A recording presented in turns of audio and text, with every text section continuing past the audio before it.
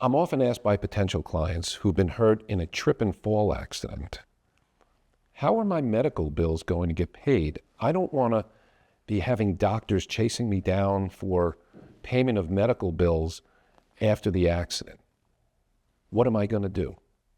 I'm Stephen Goldstein. I'm a personal injury lawyer in New York and New Jersey, and this is one of the many questions I'm asked by people who are involved in a trip and fall accident. For the purpose of today's video, we're just going to concentrate on the medical bills. So it's obvious that if you're injured and you go for medical treatment after an accident, the doctors need to get paid. After a trip and fall accident, the best way to get these bills paid is if you have health insurance and you could find a doctor who takes it. That's the most obvious way to get these medical bills paid. However, believe it or not, there could be some issues with that. And what are they? Depending on your health insurance plan, if they make any payments for medical bills because you are hurt in an accident, they may have a right to go to you at the end of the case and say, hey, look, you were hurt in an accident. We paid money for your medical bills. You've recovered money. We want our money back. So if you're ever going to use health insurance in a trip and fall case, you and your lawyer must make sure in the beginning as to whether or not your health insurance has a right to what's called subrogate is the legal word, but if in plain English, it's do they have the right to come back to you at the end of the case and say to you, hey, listen, we want our money back that we paid. The second way that could occur if you do not have insurance is through what's called a letter of protection or a lien, L-I-E-N. And what does that mean? So there are doctors out there who are willing to say, hey, look, you were hurt in a trip and fall accident. You probably have a legitimate case.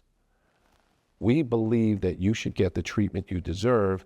We are willing to wait to get paid for our services until the end of your case. Most of the time, these doctors will even go further and say, if you don't recover any money, we will not charge you anything. Obviously, that's very advantageous for you as a victim of being hurt in a trip and fall. So how do you pay them at the end of the case? Well, in that situation, your lawyer should be able to retrieve all of the medical bills that you've incurred because of your injuries, whether it's your hospital bills, physical therapy, MRIs, surgery, if you need surgery, present them to the other side and say, hey, besides compensating my client here for their pain and suffering, here's another $15,000, $20,000 in bills. We want you to reimburse us for that so we could pay the doctors.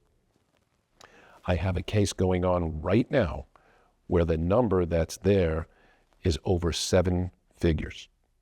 The doctors are willing to wait for over $1 million to get paid in medical bills. And one of the advantages is if you actually have to have a trial is a jury gets to hear that number of the amount of the medical bills.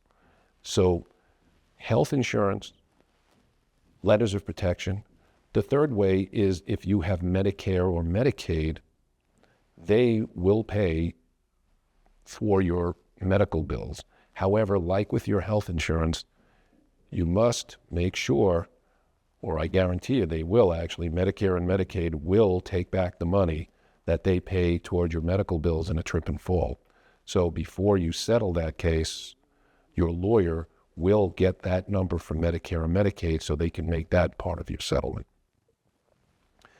If you have any other questions, if you've been in a trip and fall and you're concerned about how your medical bills may get paid, you could always call me at the number listed below, or you can go to my website for further information. Send me an email, www.ghlawnyj.com.